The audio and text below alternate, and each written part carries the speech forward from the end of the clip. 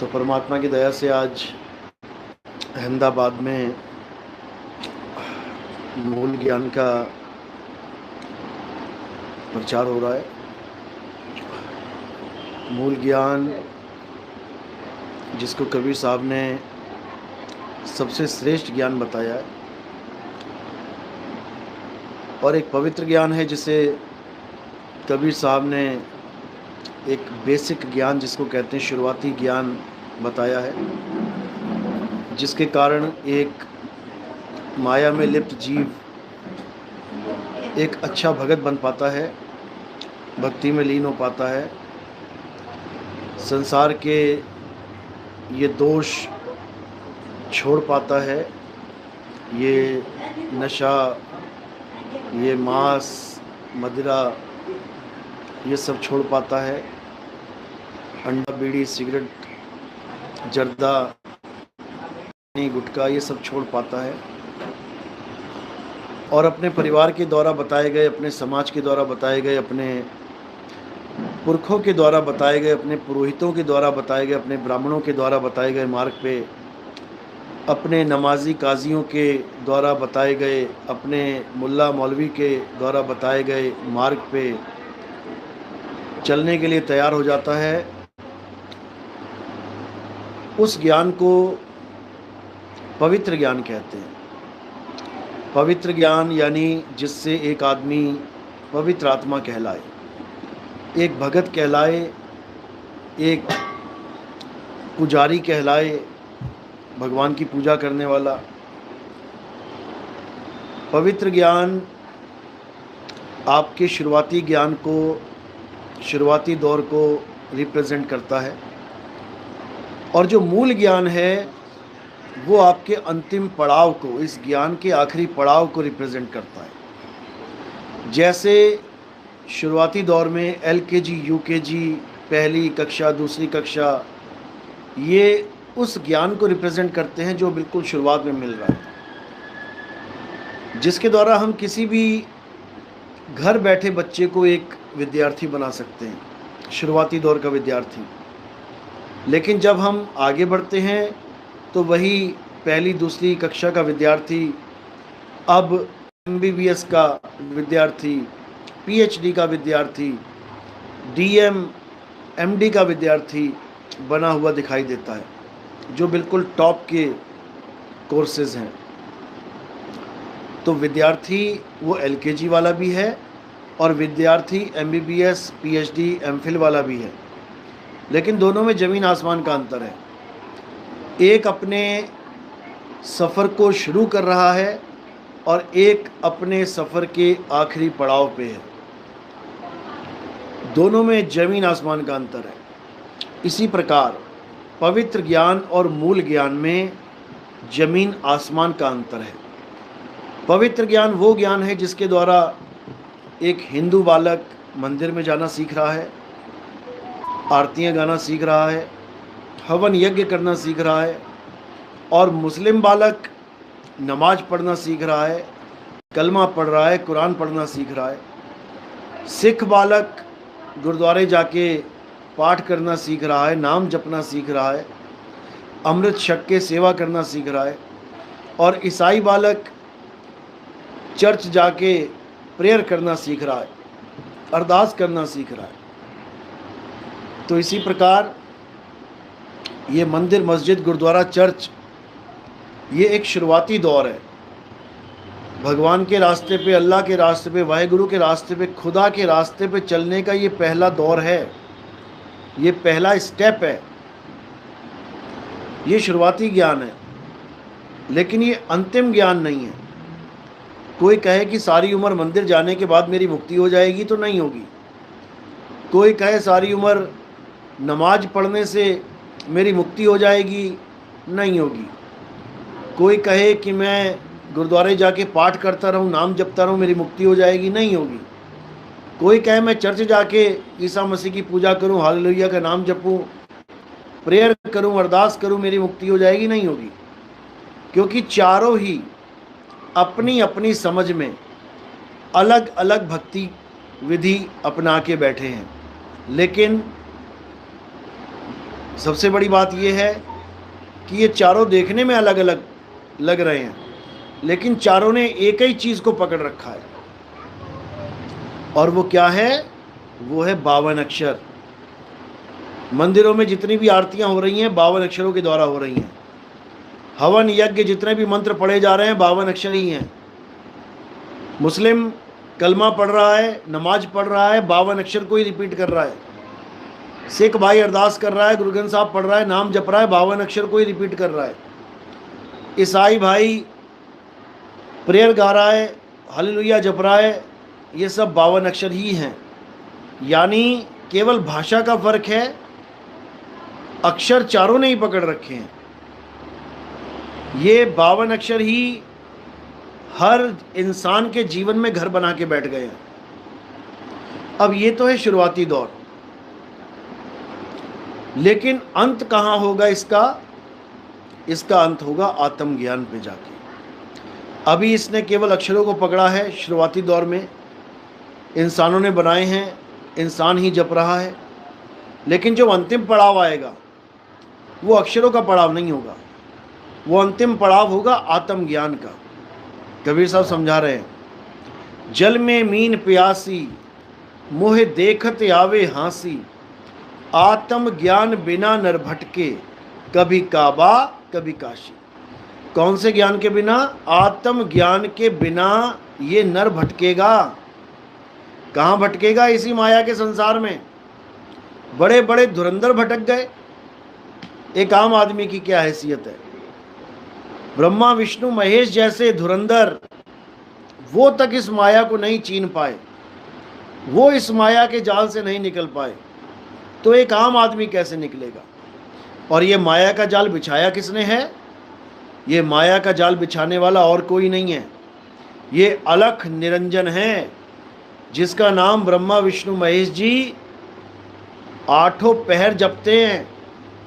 आठों पहर आप देखोगे, शंकर जी की फोटो ध्यान में लीन है, युगो युग आठों पहर किसके ध्यान में लीन है? अगर वही देवों के देव महादेव हैं तो वो किसके ध्यान में लीन है? ब्रह्मा जी के या विष्णु जी के? क्योंकि हमें यह समझाया जाता है कि ब्रह्मा जी विष्णु की पूजा करते हैं, विष्णु जी ब्रह्मा जी की पूजा करते हैं, ब्रह्मा जी शिव की पूजा करते हैं, शिव ब्रह्मा जी की, सब एक दूसरे की पूजा करवाने में लगे हुए हैं। जबकि ऐसा नहीं है। पूजा उसकी की जाती है, साधना उसकी की जाती है जिससे प्राप्त करना है। और ब्रह्मा विष्णु महेश तो आपस में मिलते रहते हैं, एक दूसरे की पूजा करने की क्या जरूरत है? जब मन किया एक दूसरे के लोक में भ्रमण कर आए, उसमें पूजा करने की क्या बात है? उसमें ध्यान करने की क्या बात है? ध्यान उसका किया जाता है जिसको आप प्राप्त करना चाहते हो। ये योगी जति तपी सन्यासी ध्यान में बैठे हुए हैं, ये कुछ पाना चाहते हैं, लेकिन गलती कहाँ हो रही है? इनको भेदी गुरु नहीं मिला।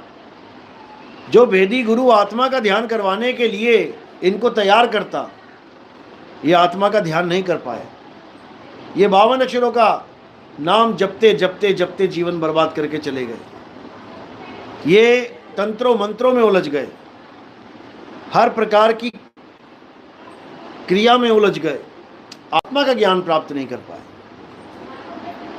तो जब तक आत्मा का ज्ञान देने वाला गुरु आपके जीवन में नहीं आएगा, तब तक आत्मा से अलग किसी भी वस्तु के पीछे आप लगे रहोगे। चाहे मंत्रों के पीछे लग जाओ, दुनिया पागल हुई पड़ी है मंत्रों के पीछे। कोई कह रहा 5 नाम जप लो, कोई कह रहा 10 नाम जप लो, कोई कह रहा 20 नाम जप लो। दुनिया पागल हो गई है। क्यों? क्योंकि आत्मा का ज्ञान नहीं है। और कबीर साहब कह रहे हैं कि आत्मा के ज्ञान के बिना कोई भी ज्ञान अगर तेरे पास है तो वो अंत समय में फेल हो जाएगा, हालत खराब हो जाएगी। इसलिए कबीर साहब आत्मा के ज्ञान पे जोर देते हैं, आत्म ज्ञान पे जोर देते हैं। और ये आत्म ज्ञान प्राप्त कौन करेगा? ये जीव प्राप्त करेगा, जिसको जीव आत्मा कहते हैं। जीव आत्मा उस परम तत्व का ध्यान करेगा और परम तत्व ही हो जाएगा। लेकिन ये तब होगा जब उसके जीवन में कोई भेदी गुरु आएगा। तो जब भेदी गुरु आएगा तो वो क्या करेगा? वो सारे मंत्र जंतर छुड़वा देगा। हिंदू है, राम राम जप रहा है, राम राम छोड़ दे। मुसलमान है, अल्लाह अल्लाह जप रहा है, अल्लाह अल्लाह छोड़ दे। सिख है वाहिगुरु वाहिगुरु जप रहा है, वाहिगुरु वाहिगुरु छोड़ दे। और ईसाई है हालेलुया जप रहा है, गॉड गॉड जप रहा है, तो हालेलुया गॉड गॉड करना छोड़ दे। अब करना क्या है? कृष्ण जी समझा रहे हैं, अध्याय 3 17वां श्लोक। हे अर्जुन, जो अपनी आत्मा में रमण करते हैं, जो अपनी आत्मा में तृप्त हैं, जो अपनी आत्मा में संतुष्ट हैं, उनके लिए कोई धार्मिक कर्म कर्तव्य लागू ही नहीं होता। सबसे बड़ी बात यह है जो हमें कोई बता ही नहीं रहा है। बता क्यों नहीं रहा है? क्योंकि उसके बाद सवाल उठ जाएगा कि आत्मा होती क्या है, आत्मा का ध्यान करे तो करे कैसे, आत्मा में रमण करे तो करे कैसे। और इस सवाल का उनके पास जवाब नहीं है, इसलिए प्रश्न ही नहीं उठने देते, प्रश्न ही नहीं उठने देते। इससे पहले कि तुम प्रश्न करो, तुम्हारे सामने कृष्ण जी की मूर्ति लाके रख देते हैं कि माथा टेको, भोग लगाओ और घर को जाओ। सबसे बड़ी दिक्कत ये है। इसीलिए भारत आज सबसे पीछे रह चुका है। हमें लग रहा है कि भारत तरक्की कर रहा है, लेकिन आप देखोगे सबसे बड़ा धर्म परिवर्तन भारत में ही चल रहा है। इतना बड़ा धर्म परिवर्तन और कहीं नहीं चल रहा पूरे विश्व में। जो हैं, वो ना बदलते, केवल हिंदू ही बदल रहा है। हिंदू सिख बन रहा है, हिंदू को ईसाई बनाया जा रहा है, हिंदू को मुस्लिम बनाया जा रहा है, हिंदू बौद्ध बन रहा है। कारण क्या है? कारण है आत्मज्ञान की कमी। जो कृष्ण जी बताते रहे वो समझ में आया नहीं, और जो छुड़ाते रहे उसको पकड़ के बैठ गए। अध्याय 7 23वां श्लोक क्या कहता है? जो देवी देवताओं की पूजा करते हैं वो निपट अंध हैं, जिसको कहते हैं अल्प बुद्धि जीव हैं। अल्प बुद्धि नाम का जिक्र किया गया है वहां पे। क्यों मना किया वहां पे देवी देवताओं की पूजा करने के लिए? क्योंकि देवी देवता नाशवान है, उनकी देह नाशवान है। वो तो खुद बचने के लिए भागे भागे फिरते हैं, कभी ब्रह्मा जी, कभी विष्णु जी, कभी महेश जी के पास राक्षस वरदान ले लेके। किससे लेते हैं राक्षस वरदान? कौन दे रहा है उनको वरदान? यही भगवान दे रहे हैं, ब्रह्मा जी, विष्णु जी, महेश जी। एक भी राक्षस बता दो जिसने किसी और से वरदान मांगा हो। इन्हीं से मांग रहे हैं, यही वरदान दे रहे हैं, और उसके बाद इन्हीं को मार के जय जयकार करवा रहे हैं। ये दोगली राजनीति है भाई। ये राजनीति करने वालों का काम है। पहले उसको पावरफुल बना लो, उसके बाद उसका संहार कर दो। अरे पावरफुल बनाया क्यों उसको क्यों वरदान दे दिए ऐसे ऐसे कि वो अपने वरदानों का मिसयूज करे? वरदान नाम की चीज ही नहीं रखनी चाहिए थी। दुनिया बनाई थी, हर आदमी अपना भक्ति करता, अपना निकल जाता, वरदान मांगने का चक्कर ही ना होता। लेकिन इन लोग के पास भक्ति से मुक्ति नहीं है, इनके पास भक्ति से वरदान है। भक्ति से मुक्ति जो जुगती है वो इनके पास है नहीं। ये वैसी भक्ति करवाते हैं जिससे वरदान मिल जाए, तो वरदान ही लेंगे फिर। और वरदान किसके ऊपर चालू करेंगे, किसके ऊपर लगाएंगे? हमारे ऊपर लगाएंगे। एक आदमी है बिना AK-47 के हमारे मोहल्ले में रहता है, अच्छी बात है। अब भक्ति करके AK-47 ले ली उसने, उसके बाद हमें ही मार रहा है। ली किससे? ब्रह्मा विष्णु महेश जी से। और कोई बता दो, कोई दे रहा हो तो। सारे राक्षसों ने ब्रह्मा विष्णु महेश जी से ही सारी शक्तियां प्राप्त करी, और उसके बाद हमारे ऊपर ही लगा दी शक्तियां। अब उसको शक्तियां भी दे रहे हैं और उसके बाद उसका संहार भी कर रहे हैं, फिर अपनी जय जयकार भी कर रहे हैं। ये तो वो बात हो गया कि जिसने आग लगाई उसी ने आग बुझाई, जिसने आग लगाई उसी ने मलहम भी लगाई। ये तो वो बात हो गई। एक तरफ शंकर जी कह रहे हैं कि ये सारे भूत प्रेत जितने भी हैं, ये सब चंडाल चौकड़ी, ये मेरे रिश्तेदार हैं, मेरी शादी में ये सब नाचेंगे। शंकर जी की शादी में कौन नाचते थे? भूत प्रेत, चंडाल चौकड़ी। और वही शंकर जी हनुमान जी के रुद्र अवतार में आगे कहते हैं भूत पिशाच निकट नहीं आवे, महावीर जब नाम सुनावे। किसको बेवकूफ बना रहे हो भाई? किसको बेवकूफ बना रहे हो? ये सारे भूत प्रेत किसने बनाए हैं? चंडाल। शिव महापुराण पढ़ो, तुम्हें पता लगेगा। ये सारे भूत प्रेत, चंडाल चौकड़ी, ये सारे ये शिव जी की कारस्तानी है, शिव जी ने बनाए ये सारे। ब्रह्मा जी मना करते रहे कि मत बनाओ इनको, कहते नहीं हम तो बनाएंगे। किसके लिए बना रहे हो? हमें ही परेशान कर रहे हैं वो लोग। हमें ही परेशान करने के लिए पूरी फौज बना दी चंडाल चौकड़ियों की। उसके बाद रुद्र अवतार लेके गदा मारते फिर रहे हैं उनको। पूरा राजनीति चल रहा है, ये राजनीति वाला खेल चल रहा है। जैसे एक राजनीतिज्ञ होता है, नेता, रात में आग लगा देता है और फिर एम्बुलेंस वालों को बुला के, फायर ब्रिगेड वालों को बुला के पाइप लेके खड़ा होके फोटो खिंचवा लेता है कि देखो मैं बुझा रहा हूं। अरे लगा भी तू ही रहा है, बुझा क्या रहा है तू? लगा भी तू ही रहा है। इसलिए ताकि किसी को पता ही ना लगे करना क्या है।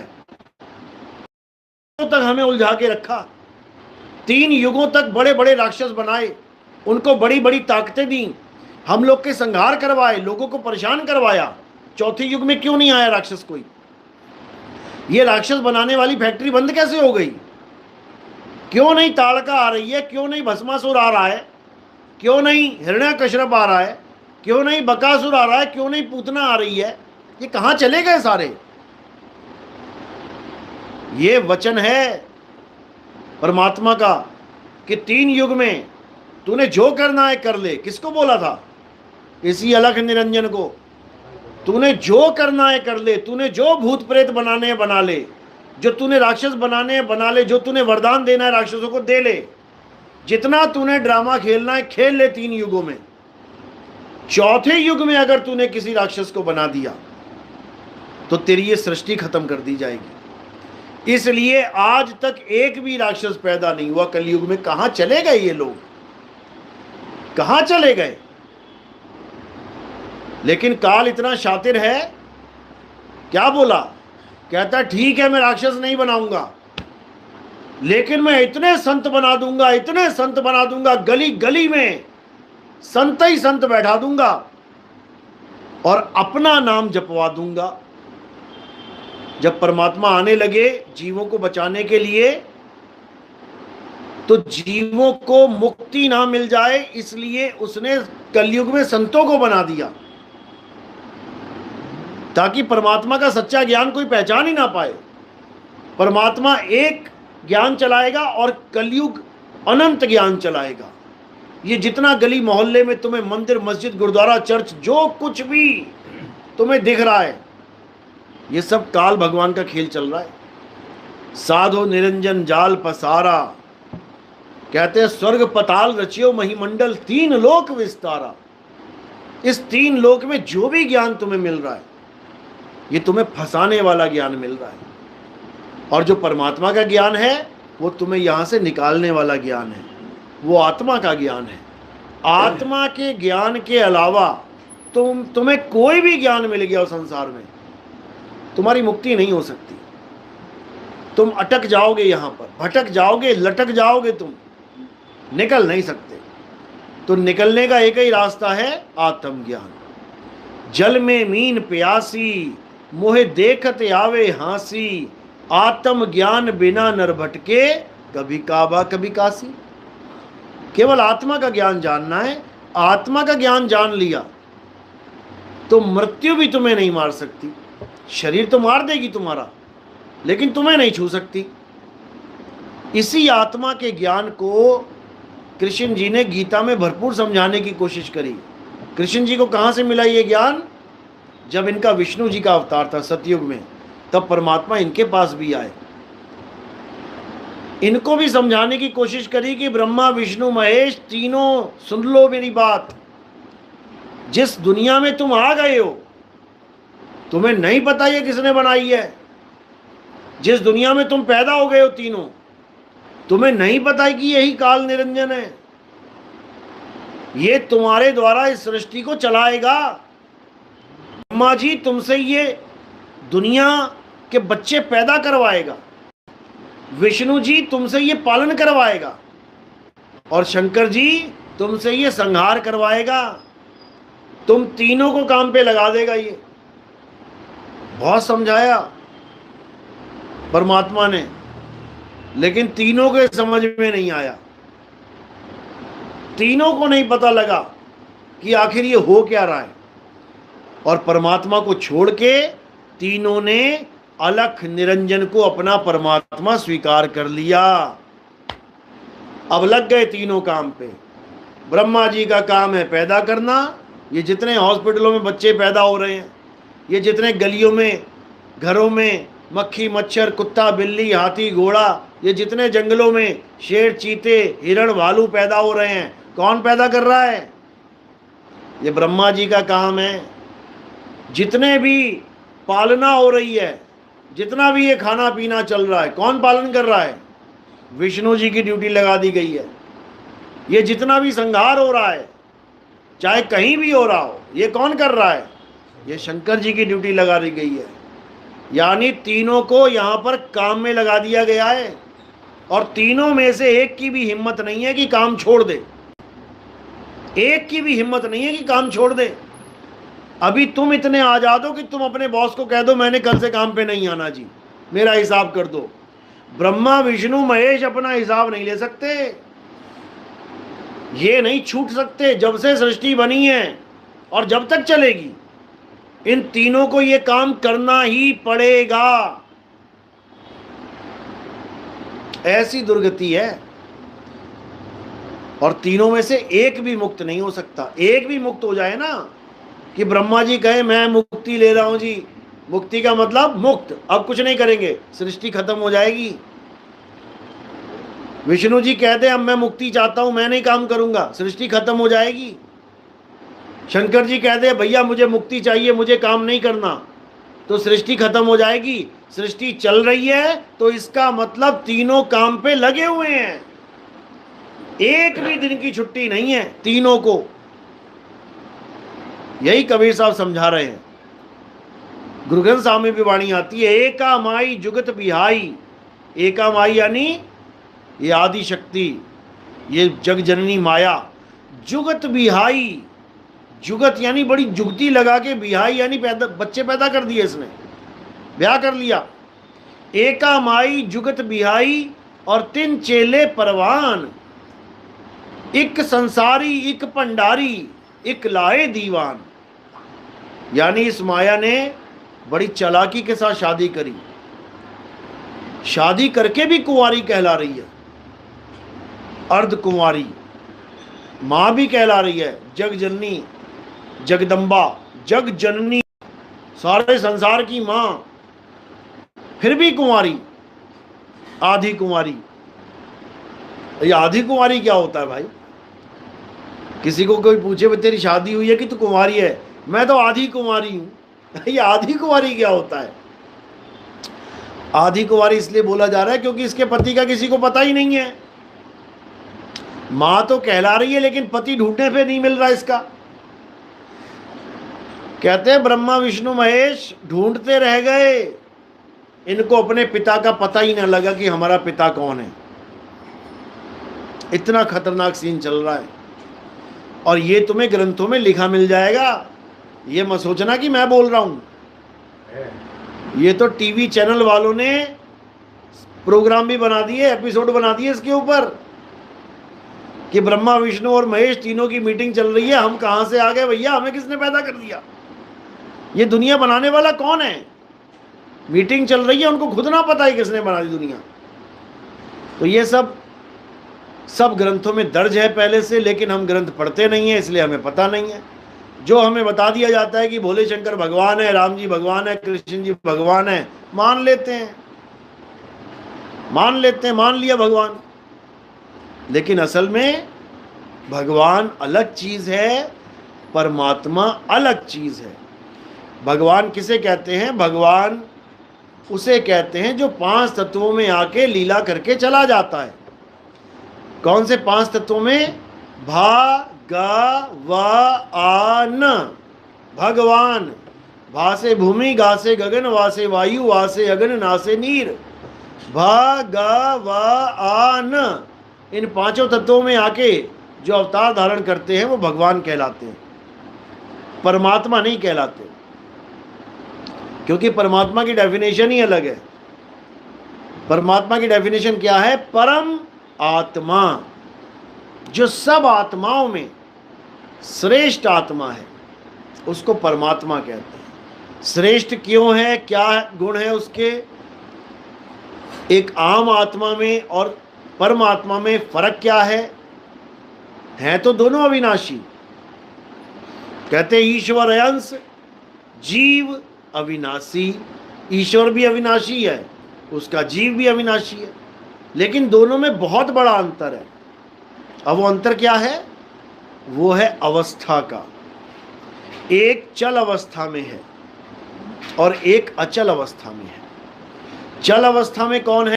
ये ब्रह्मा विष्णु महेश गौरी गणेश, ये जितने भी हैं, या हम सब जितने भी हैं, सब चल अवस्था में। चल अवस्था मतलब चल रहे हैं, जो भी एक कदम से दूसरे कदम चल रहा है, ये सब चल अवस्था में है। दिल्ली से बंबई, बंबई से कलकत्ता, कलकत्ता से मद्रास जा रहे हैं, चल अवस्था में है। धरती से आसमान, आसमान से पाताल जा रहे हैं, चल अवस्था में है। विष्णु लोक से गोलोक, गोलोक से ब्रह्मलोक जा रहे हैं, चल अवस्था में है। स्वर्ग से नरक, नरक से स्वर्ग जा रहे हैं, चल अवस्था में है। कोई भी चल रहा है, चल अवस्था में है। और जो परमात्मा है वो अचल अवस्था में है। वो चलता नहीं है हमारी तुम्हारी तरह, वो सदा सदा स्थिर है। वो आधा इंच भी नहीं हिलता इधर से उधर। वो है परमात्मा, उसकी पूजा करनी है। गीता में उसका संकेत मिलता है, अध्याय 2 24वां श्लोक। हे अर्जुन, ये आत्मा यानी कि स्थिर अडोल आत्मा, ये आत्मा अच्छेद्य है, अशोष्य है, अदाह है। इसको कोई छेद नहीं सकता, इसको कोई जला नहीं सकता, सुखा नहीं सकता, गीला नहीं कर सकता।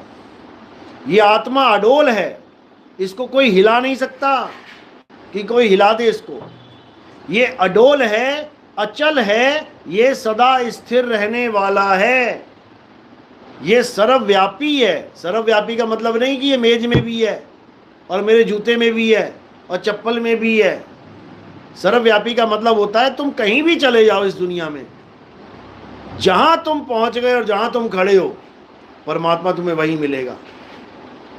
इसका मतलब होता है सर्वव्यापी।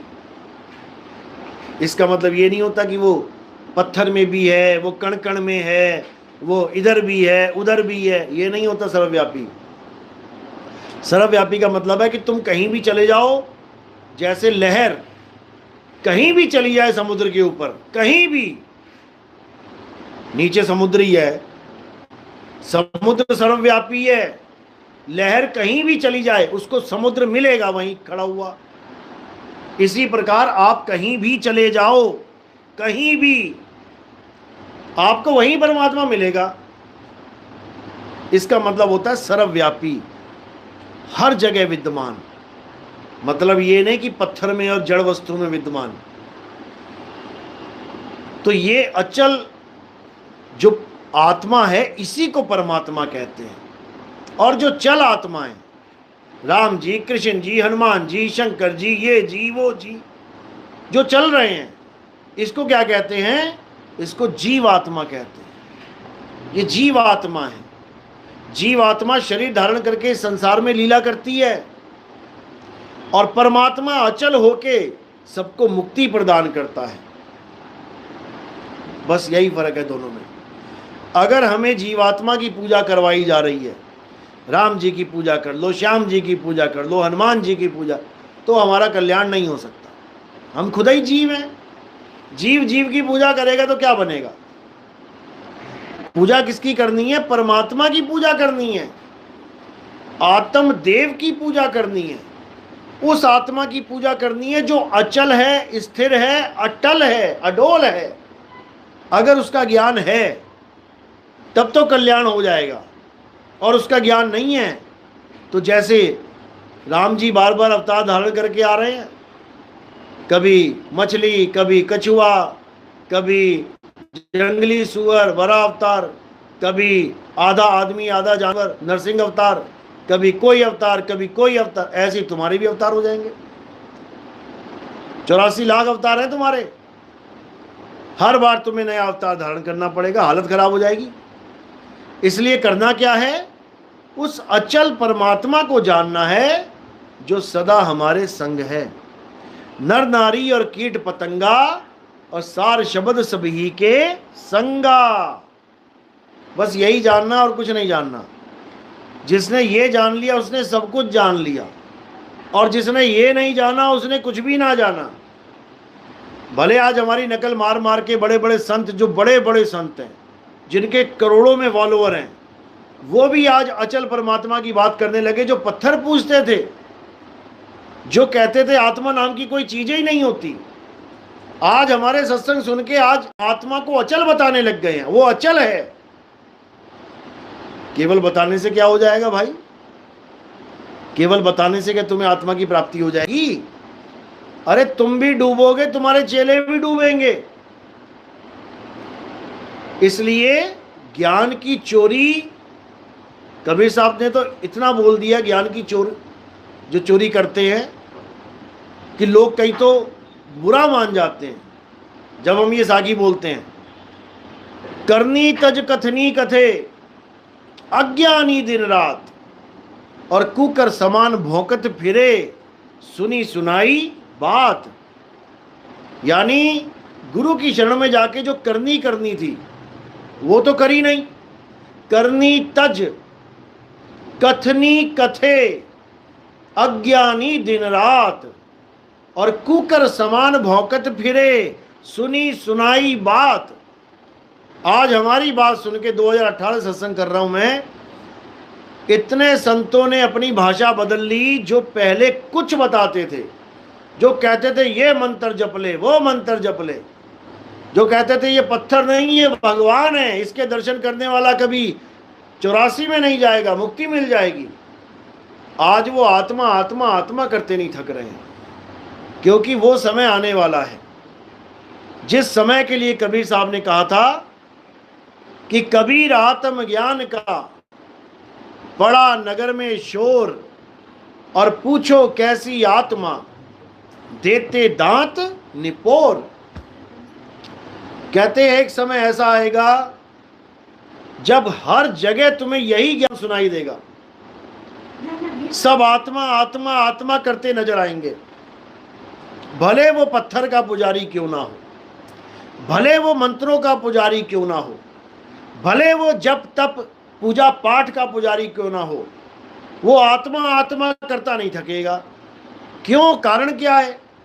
क्योंकि लोगों के अंदर ये गुरुवाई का जो कीड़ा घुसा हुआ है, सबसे खतरनाक ये कीड़ा है। ये कीड़ा क्या करता है?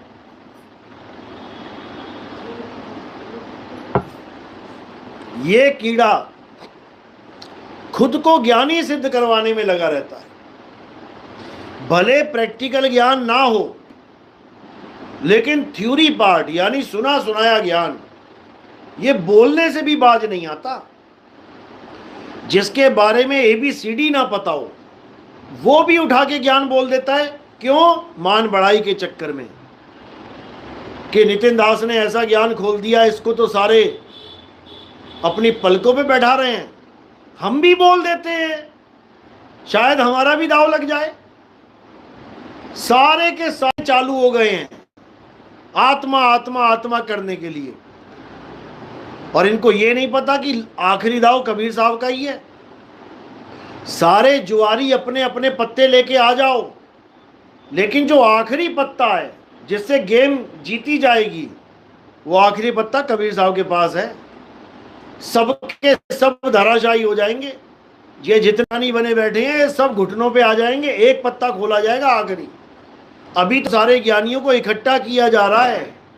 जैसे कृष्ण जी ने महाभारत का युद्ध करने के लिए सबको निमंत्रण दे दिया, सबको आ जाओ सारे, एक को भी नहीं छोड़ा।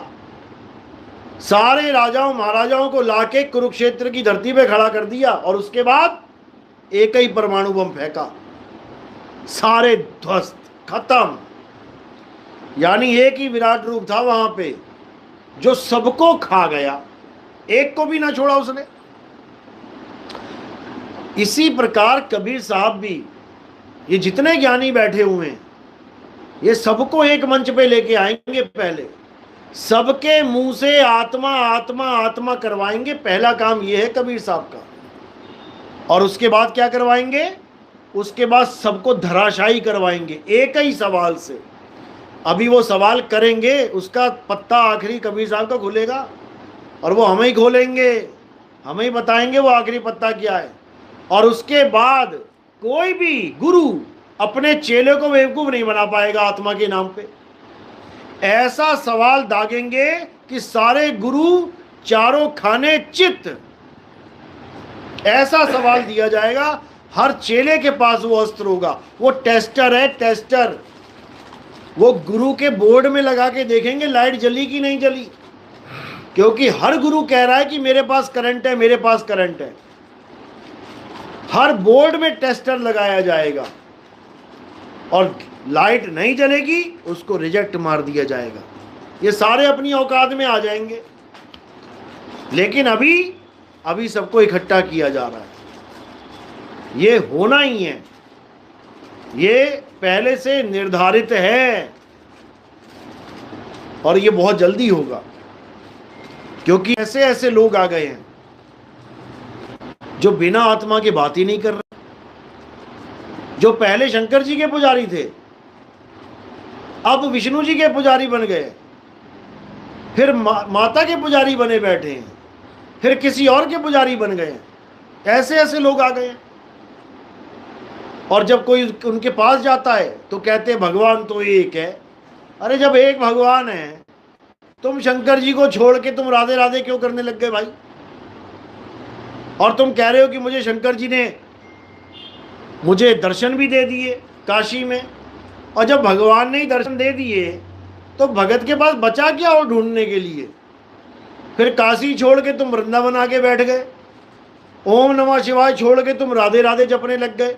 अरे तुम ही एक ना रह पाए भगवान के नाम पे, तुम दूसरों को बता रहे हो कि भगवान एक है। सत्संग में बता रहे हैं कि भोले शंकर ही राधा है। बताओ, भोले शंकर को राधा बना दिया। भोले शंकर महातमोगुणी, राधा बताओ कौन से एंगल से तुम्हें तमोगुणी लग रही है? इतना बुरा हाल हो गया है। क्यों? जनता बेचारी भोली है, और इन भोली जनता को बेवकूफ बनाने की ट्रिक इन बाबाओं के पास बहुत तगड़ी तगड़ी ट्रिक है। पहले कहते हैं ये मंत्र जप लो, ये मंत्र जप लो, इससे बड़े से बड़ा भूत प्रेत भाग जाएगा, नष्ट हो जाएगा, मर जाएगा। उन्हीं के पास एक बंदा आ गया, कहता 25 साल से भूत प्रेत मुझे परेशान कर रहे हैं, आपने जो मंत्र बताया मैंने वो भी करके देख लिया, उससे भी वो भूत प्रेत मुझे छोड़ नहीं रहा है। बाबा फंस गया, अब क्या करे? तो बाबा क्या बोला? अरे भाई तुम नहीं जानते, ये मेरा ठाकुर ही है जो भूत प्रेत बन के लीला कर रहा है। बताओ, अब तेरा ठाकुर भूत प्रेत बन गया। अभी तक तू मंत्र फूंकता फिर रहा था उस भूत को मारने के लिए, अब वो भूत ही तेरा ठाकुर हो गया। क्या बच्चों वाली बातें लगा रखी हैं? क्योंकि इन लोग को इससे मतलब ही नहीं है कि तुम्हारा कल्याण होगा कि नहीं होगा। इन लोग को इससे मतलब ही नहीं है कि तुम कुत्ता बनोगे, सुअर बनोगे या बैल बनोगे। इन लोगों को इतना पता है कि हमारा बुढ़ापा सही से गुजर जाए। काशी में बुढ़ापा नहीं गुजर रहा था, भिखारी बना बैठा था, वृंदावन में आके राजा बना बैठा है। इससे उसको मतलब ही नहीं है किसी का जीवन बर्बाद कर रहा है कि नहीं कर रहा है। इसकी दुर्गति होगी, 101% दुर्गति होगी। कबीर साहब क्या कहते हैं? अरे झूठा गुरु अजगर बना और 1,84 जाए, सारी संगत चींटी बनी, तोड़ तोड़ के खाए। ऐसे लोगों के लिए कबीर साहब ने ये बाणियां बोली हैं और ये सिद्ध होके रहेंगी। इससे मतलब नहीं है कि कोई बहुत बूढ़ा बाबा है तो उसकी हमने इज्जत ही करनी है। अरे बूढ़ा बाबा तो वो भी था जिसने अमेरिका में बम फोड़ दिया था, लादेन, वो भी बूढ़ा ही था, तो उसकी भी इज्जत कर लो। अगर बूढ़े की इज्जत करनी है तो उसकी भी इज्जत कर लो, वो भी बूढ़ा था। बूढ़े तो कई बैठे हुए हैं जो कुकर्म करके जेलों में बैठे हैं, फिर तो उनकी भी इज्जत कर लो, वो भी बूढ़े ही हैं, बाबा ही थे वो भी। अरे वो तो चलो एक बच्चे का जीवन बर्बाद करके जेल में गए हैं, ये तो लाखों का बर्बाद कर रहा है। लाखों करोड़ों लोगों का जीवन बर्बाद हो रहा है इस एक बाबा से। क्यों? क्योंकि अनुभव ज्ञान नहीं बोल रहा है, सुनी सुनाई बात बोल रहा है।